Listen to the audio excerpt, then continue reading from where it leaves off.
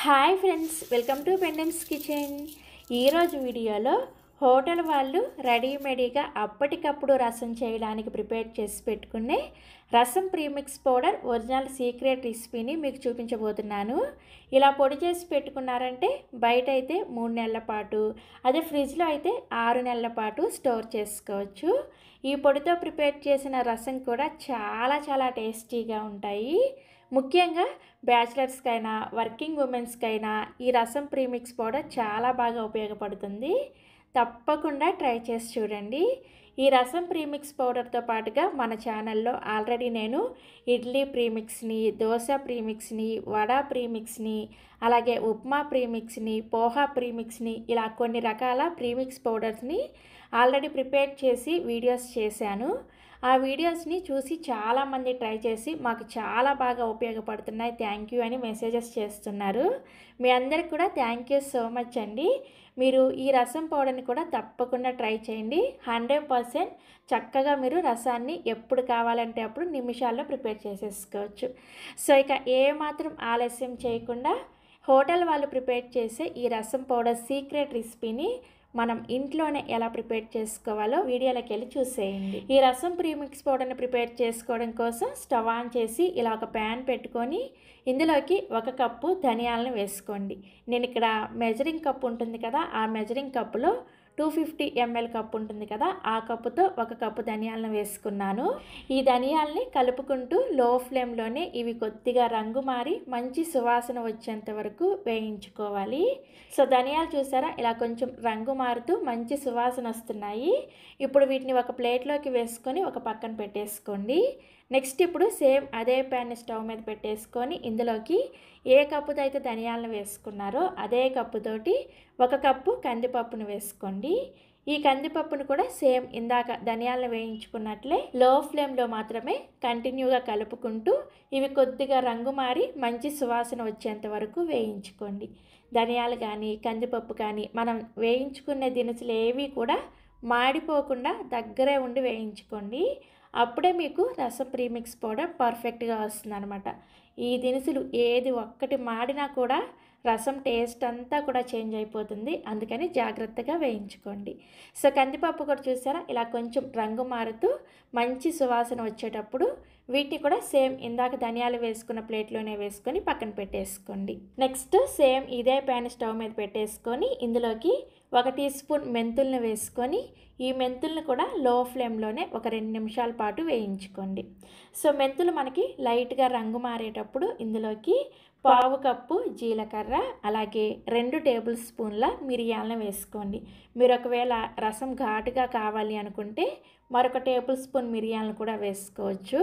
So నేనైతే ఇంట్లో చిన్నపిల్లలు ఉన్నారు కాబట్టి మరి అంత ఘాటుగా రసం తినరు అనమాట, అందుకని 2 టేబుల్ స్పూన్ల మిరియాలను వేసుకున్నాను. వీటిని కూడా కలుపుకుంటూ ఒక 2 నిమిషాల పాటు లో ఫ్లేమ్లోనే వేయించుకోండి. సో చూసారా, మిరియాలు, జీలకర్ర, అలాగే మెంతులు కూడా వీటిని కూడా ఇలా వేయించేసుకొని వీటిని కూడా సేమ్ ఇందాక మనం ధనియాలు కందిపప్పు వేసుకున్న ఈ ప్లేట్లో వేసుకొని పక్కన పెట్టేసుకోండి. నెక్స్ట్ ఇప్పుడు ఇదే ప్యాన్లోకి ఒక 15 నుంచి 20 వరకు ఎండుమిర్చిని ఇలా 2-3 ముక్కలుగా తుంచుకొని వేసుకోండి. ఇలా తుంచుకొని వేసుకుంటే ఎండుమిర్చి లోపల గింజలు కూడా చక్కగా వేగి రసం టేస్ట్ అనేది చాలా బాగుంటుంది అనమాట. అదే మీకు మెజరింగ్ కప్లో చెప్పాలంటే 1/2 కప్పు తుంచిన ఎండుమిర్చిని వేసుకోండి. అయితే ఇక్కడ మీరు గమనించారా, నేను ఇక్కడ 15 ఎండుమిర్చిని మొత్తాన్ని కూడా గుంటూరు మిర్చిని వేసుకోకుండా సగం కాశ్మీరీ మిర్చిని వేసుకున్నాను, అంటే 2 మిక్స్ చేసి తీసుకున్నాను అనమాట. ఇలా కాశ్మీరీ మిర్చి వేసుకుంటే మనకి రసం అనేది కాగిన తర్వాత మంచి రంగులో వస్తుంది అనమాట. హోటల్స్లో ఇదే విధంగా ప్రిపేర్ చేస్తారు. మీ దగ్గర కాశ్మీరీ మిర్చి లేకపోతే నార్మల్ మిర్చినే కారానికి తగ్గట్టుగా వేసుకోవచ్చు. ఈ ఎండుమిర్చిని కూడా 1 నిమిషం పాటు ఇలా వేయించుకున్న తర్వాత వీటిని కూడా సేమ్ అదే ప్లేట్లో వేసుకొని పక్కన పెట్టేసుకోండి. నెక్స్ట్ ఇప్పుడు సేమ్ ఇదే ప్యాన్లోకి 1 కప్పు కరివేపాకుని శుభ్రంగా కడిగేసి తడేమీ లేకుండా ఆరబెట్టేసుకొని ఆ కరివేపాకుని ఈ ప్యాన్లోకి వేసుకోండి. ఈ కరివేపాకును కూడా లో ఫ్లేమ్లోనే కలుపుకుంటూ క్రిస్పీగా అయ్యేంత వరకు వేయించుకోవాలి. ఒక 2 నిమిషాలకి కరివేపాకు చూసారా, ఇలా క్రిస్పీగా అవుతుంది. ఇప్పుడు ఈ కరివేపాకును కూడా సేమ్ అదే ప్యాన్లో వేసేసుకొని వీటన్నింటిని కూడా పూర్తిగా చల్లారనివ్వాలి. ఈ దినుసులన్నీ కూడా పూర్తిగా చల్లారేలోపు మళ్ళీ సేమ్ ఇదే ప్యాన్ని స్టవ్ మీద పెట్టేసుకొని ఇందులోకి 1 కప్పు చింతపండుని ఈనెలు అలాగే గింజలు ఏమీ లేకుండా శుభ్రం చేసేసుకొని ఇలా పొడి పొడిగా చేసుకొని వేసుకోండి. మీరు ఏ కప్పుతో ధనియాలను తీసుకున్నారో అదే కప్పుతో 1 కప్పు చింతపండుని వేసుకోవాలి. ఈ చింతపండుని కూడా లో ఫ్లేమ్లోనే కలుపుకుంటూ ఒక 2-3 నిమిషాల పాటు వేయించుకోండి. ఇలా వేయించుకోవడం వల్ల చింతపండు మనం గ్రైండ్ చేసుకునేటప్పుడు ముద్దలాగా అవ్వకుండా పొడి పొడిగా గ్రైండ్ అవుతుంది అనమాట. సో ఒక 2 నిమిషాలకి మనకి చింతపండు చక్కగా వేగిపోతుంది. ఇప్పుడు వెంటనే స్టవ్ ఆఫ్ చేసేసి ఈ చింతపండుని ఈ ప్యాన్లోనే ఉంచేసుకొని పూర్తిగా చల్లారనివ్వండి. మనం ముందుగా వేయించుకున్న ఈ దినుసులన్నీ కూడా పూర్తిగా చల్లారిన తర్వాత మిక్సీ జార్లోకి వేసుకోండి. నెక్స్ట్ ఇందులోకి 1 టీ స్పూన్ పసుపు అలాగే 1 టీ స్పూన్ ఇంగువాని వేసుకోండి. ఇంగువాని ఖచ్చితంగా వేసుకోండి. అప్పుడే మనకి ఈ రసం మనకి హోటల్లో ప్రిపేర్ చేసినట్లుగా వస్తుందన్నమాట. నెక్స్ట్ ఇందులోకి 1 టేబుల్ స్పూన్ ఉప్పుని వేసుకోండి. ఉప్పుని చూసుకొని కావాలంటే మనం రసం పెట్టేటప్పుడు కూడా వేసుకోవచ్చు.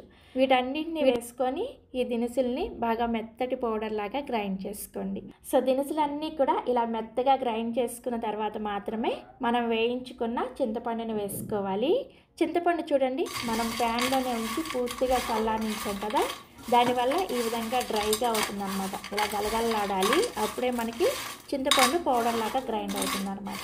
ఇప్పుడు ఈ చింతపండుని కూడా ఇదే మిక్సీ జార్లోకి వేసుకొని ఒకసారి స్పూన్తో ఇదంతా కూడా అంటే చింతపండు అంతా కూడా ఈ పౌడర్లో కలిసేటట్లుగా కలుపుకోండి. ఇలా కలుపుకోవడం వల్ల చింతపండు అంతా కూడా బాగా గ్రైండ్ అయిపోతుంది అనమాట.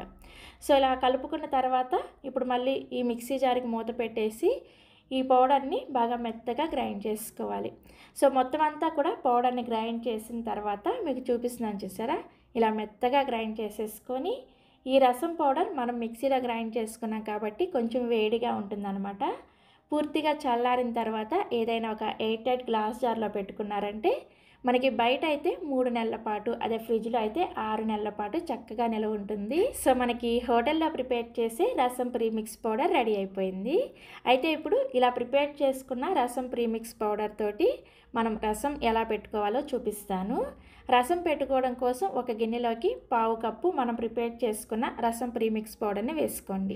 నెక్స్ట్ ఇందులోకి 1/2 కప్పు నీళ్ళని వేసుకొని ఈ రసం పౌడరు ఉండలేమీ లేకుండా ఉండేటట్లుగా బాగా కలుపుకోండి. నీళ్ళని ఫస్టే మొత్తం వేసుకోకుండా ఇలా కొంచెం వేసుకొని కలుపుకున్నారంటే మనకి రసం పౌడర్ ఉండలు కట్టకుండా బాగా కలుస్తుంది అనమాట. చూసారా, ఇలా ఈ విధంగా ఉండలేమీ లేకుండా కలుపుకున్న తర్వాత ఇందులోకి రసానికి సరిపడా నీళ్ళని వేసుకోవాలి.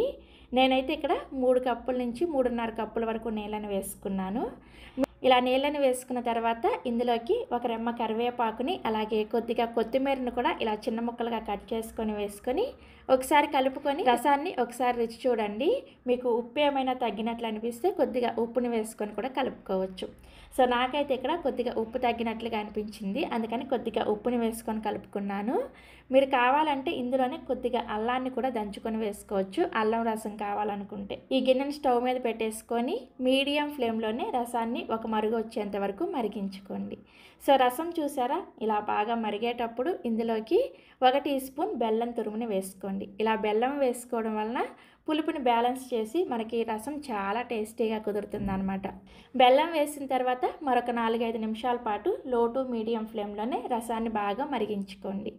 ఒక పక్క ఈ రసం మరుగుతూ ఉంటుంది, ఈలోపు మనం వేరొక స్టవ్ మీద రసానికి తాలింపుని పెట్టేసుకుందాము.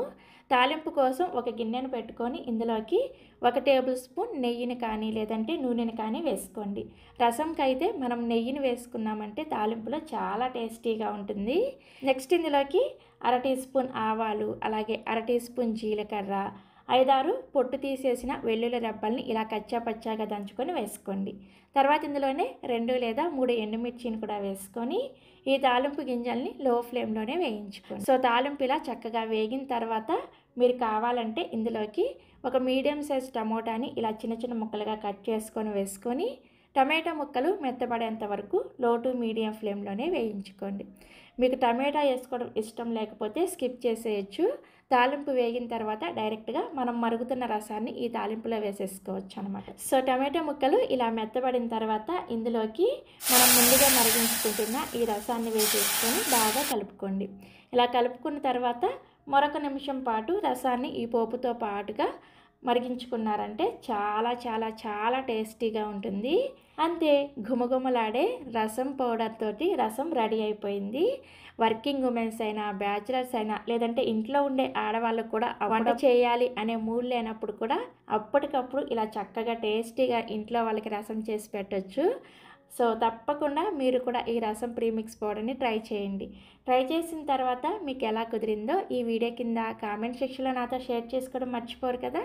అలాగే మరిన్ని ఎమ్మీ అండ్ టేస్టీ రెసిపీస్ కోసం వెంటనే పెండెమ్స్ కిచెన్ని సబ్స్క్రైబ్ చేసుకోండి. Thank you.